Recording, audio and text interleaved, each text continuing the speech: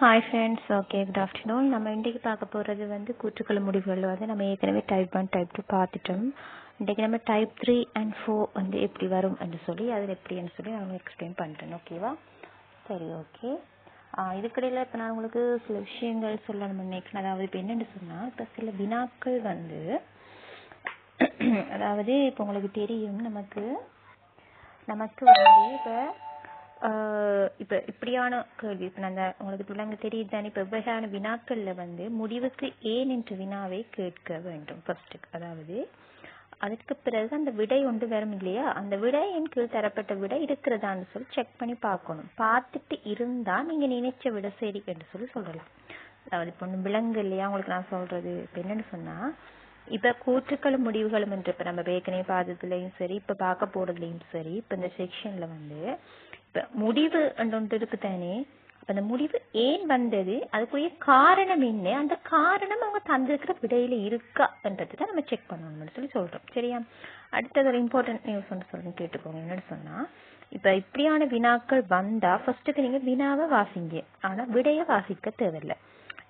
கேள்வியை அதாவது இப்ப கூற்றுக்களும் இப்ப இது வரைக்கும் படிச்ச டைப் 1லயும் சரி டைப் 2லயும் சரி இப்ப படிக்க போறதுலயும் சரி உங்களுக்கு தார அந்த வினா இருக்கு தானே, அதாவது அந்த கூற்றை வாசிங்க, முடிவை வாசிக்க தேவையில்லை. நீங்க விடை ஒன்று தந்திருப்பாங்க, அதை நீங்க வாசிக்க தேவையில்லை. ஏன்னு சொன்னா இப்ப அந்த கேள்வியை கேட்கக்கூடிய விடையை ஃபர்ஸ்ட்டுக்கு நீங்க தான் தீர்மானிங்க. அதுக்கு பிறகு அந்த விடையில் இருக்கான்றதை பார்த்தீங்கன்னு சொன்னா குயிக்கா கண்டுபிடிச்சிடலாம் என்றதுதான் இதுல விளக்கம். சரியா?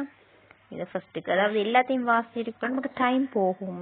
ஃபர்ஸ்ட் கேள்வியை வாசிச்சுட்டு இப்படியான்னு சொல்லி நீங்களே ஒரு கல்குலேஷன் உங்களை மனசுக்குள்ள தானா வரும். எடுத்துட்டு அதுக்கு பிறகு டக்குனு தந்திருக்கிறது இருக்கான்னு சொல்லி செக் பண்ணி பார்த்தீங்கன்னு சொன்னா ஓகே சொல்லி சொல்றேன். சரியா? சரியா? அதே மாதிரி தான் இப்ப இன்னொரு விஷயம் என்னோட சொன்னா, இப்ப கூற்றுக்களாக தரப்படுற விஷயங்களை வந்து மிகவும் கவனமா நீங்க வாசிக்கணும். அதே நேரம் வந்து இப்ப இப்படி ஒன்று வருமா, இதெல்லாம் சரியாண்டு அப்படிலாம் நீங்க யோசிக்க கூடாது. அவங்க தந்திரிக்கிற விடயத்தோட மட்டும்தான் ஒப்பிட்டு பார்க்கணுமே தவிர அதை வந்து நம்ம ஒரு ஊகத்துல வந்து அதை எடுத்து இந்த இதையும் நம்ம பார்க்க வேண்டிய அவசியம் இல்லை. சரிதானே? Right, okay.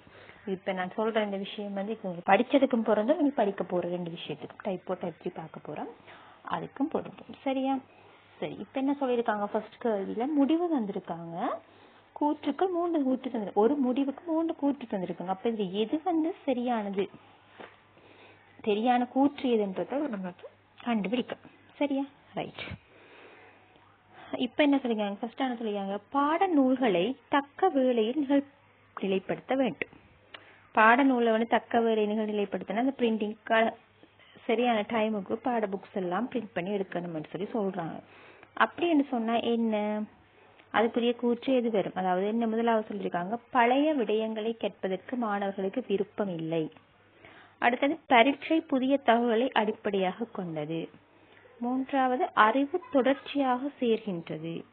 அடுத்தது, ஆசிரியர்கள் புதிய பாட விதானங்களை மாத்திரம் கற்பிக்க வேண்டும்.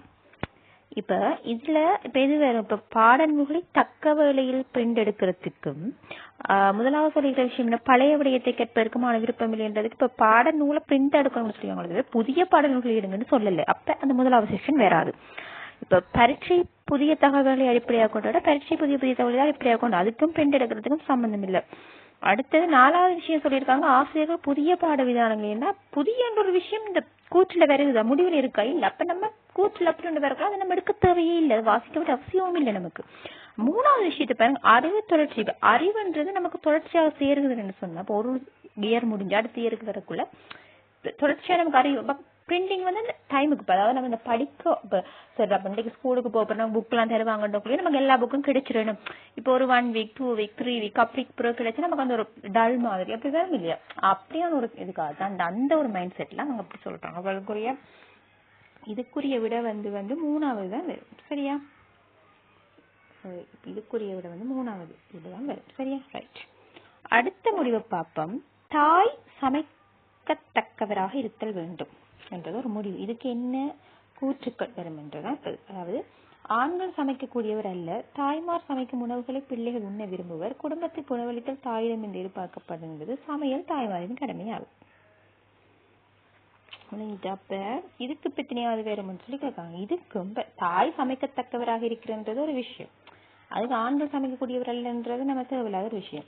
தாய்மார் சமைக்கணும், பிள்ளைகளுமே வேற என்ன சமைக்க சாப்பிட மாட்டாங்களா? அப்படியும் மூணாவது குடும்பத்துக்கு உணவு தான் தாயிரம். அதாவது இப்போ ஒரு குடும்பம் என்று சொன்னா அந்த குடும்பத்திற்கு சாப்பாடு கொடுக்கணுன்றது ஒரு அம்மாட கடமை. அம்மா சமைச்சு கொடுக்கணும்ன்றதுதான் பிள்ளைகளோ எல்லாரும் ஆசைப்படுவாங்க. அது ஒரு அது என்ன சொல்ற, அது ஒரு அது ஒரு ரெகுலர் ஒர்க் தான். அது என்ன, அப்ப அதுதான் அதுக்குரிய ஒரு ஆன்சரா வரும். அதுக்கும் மூணாவது தான் விடையா வரும். சரியா? சரி, இப்ப நம்ம அப்படியான நேரத்துல அப்படியான ஒரு செக்ஷன்ல வந்தா இப்படி செய்யற என்று சொல்லி பார்த்துட்டேன். இப்ப டைப் 4, அதாவது இது எப்படின்னு சொன்னா இது இப்ப கூற்றுக்கள், அதாவது எடுகோள் அல்லடி முடிவுன்னு சொல்லுவாங்க. இப்படியும் வரலாம்.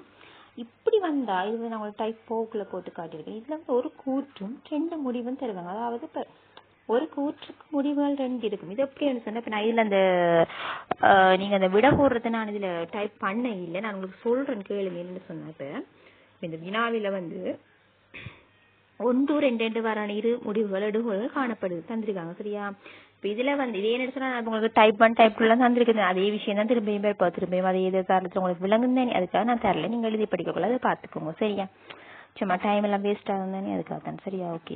என்னோட சில முதலாவது எடுகோள் மட்டும் எதிர்பார்க்க முடியும். இலக்கம் 1 கொடுக்கணும், 2 2 கொடுக்கணும், 1 2 சொன்னா 3 கொடுக்கணும், 2 இல்லைன்னு சொன்னா 4 கொடுக்கணும். இது தெரிஞ்ச விஷயம் தான், அதெல்லாம் நான் இதுல டைப் பண்ணல. சரியா? ரைட். இதுல இப்ப பாப்போம். இதுல என்ன கூட்டு தந்திருக்காங்க, புகைப்பிடிக்காதவர்களின் அதிகமானோரின் பிள்ளைகள் புகைப்பிடிப்பதில்லை என்று சொல்லி ஒன்று தந்திருக்காங்க. இதுக்கு என்ன எடுகோள், அதாவது எடுகோள் இதுக்குரிய ஒரு கூற்று முடிவென்று வைக்கலாம். எவராவது புகைப்பிடிக்காது இருப்பாராயின் அவரது பிள்ளையும் புகைப்பிடிக்காது இருப்பார். எவராவது புகைப்பிடிப்பாரானால் அவ்வாறானவரின் பிள்ளையும் புகைப்பிடிப்பார் என்று 2 விஷயம் தந்திருக்காங்க. சரி, இப்ப இதுல வந்து இதுக்கு வந்து விட வந்து இப்ப அதாவது இப்ப 1 2 இல்லைன்னு சொன்னா நம்ம வந்து 4வது விடையை கொடுப்போம். சரிதானே? இதுக்கு வந்து நான் 4வது விடைன்னு தான் சொல்றேன். 1 2 எதிர்பார்க்க முடியாது. அதாவது இப்ப புகைப்பிடிக்காதவர்கள் அதிகமானோரின் பிள்ளைகள் புகைப்பிடிப்பதில்லை. அதாவது இப்ப என்ன விஷயம், புகைப்பிடிக்காத, அதாவது சிகரெட் பிடிக்காதவங்களோட பிள்ளைகளும் சிகரெட் பிடிக்கலன்னு சொல்றாங்க. எவராவது சிகரெட் பிடிக்காம இருப்பாங்கன்னு சொன்னா அவங்களோட பிள்ளையும் புகைப்பிடிக்காது இருக்கிற ஒரு விஷயம் சொல்றாங்க. அடுத்தது இப்ப எவராவது ஒரு பிள்ளை புகைப்பிடிப்பாங்கன்னா அவங்களோட பிள்ளை புகைப்பிடிக்கும் சொல்றாங்க. இப்ப இவங்க தந்திருக்கிறது வந்து புகைப்பிடிப்பது இல்லை. இதுல வந்து அப்படியானவங்க பிடிக்க மாட்டாங்க, இப்படி இருந்தாங்கன்னா பிடிப்பாங்கன்னு சொல்றாங்க. பட் அது மாத்தி ரொட்டேஷன் நடக்கலாம் தானே. இந்த 2 முடிவுல இருந்து நம்ம ஏதாச்சும் ஒரு முடிவுக்கு வரலாம். இருப்போம் தந்திருக்கிறதுக்கும் இதுல ஏதாச்சும் ஒரு முடிவு இருக்கா? இல்ல தானே. அப்ப இதுக்கு வந்து விட 4 தான் வரும். சரியா? ரைட். அடுத்தது கணினி தொழில்நுட்பத்தை பயில்வதற்கு ஆரம்ப பாடசாலை காலத்தில் இருந்தே ஆரம்பிக்க வேண்டும் என்று சொல்லி ஒரு கூற்று தந்திருக்காங்க. இதுக்கு 2 முடிவு தந்திருக்காங்க. இப்ப இதுக்கு 2 முடிவு தந்திருக்கிறதுல வந்து என்ன வரும்னு சொன்னா இப்ப என்ன சொல்லிருக்காங்க, கணினி தொழில்நுட்பத்தை பயிலுவதை ஆரம்பிக்க நிச்சயமாக கல்வி தகுதியை கொண்டிருத்தல் அவசியம் இல்லை என்று தந்திருக்காங்க. அடுத்தது ஆரம்ப பாடசாலை காலத்திலிருந்தே கணினி தொழில்நுட்பத்தை பயில்வது வேலையிட்ட கொள்வதற்கு இலவா. இதுக்கு வந்து விட வந்து முதலாவது வெறும் என்று சொன்னா எப்படி முதலாவது எப்படி போடுறது, முதலாவது எடுகோளை மட்டும் இது மட்டும்தான் இதுக்கு சரி என்ற வடிவா உண்டு வெறும்னு சொல்றாங்க.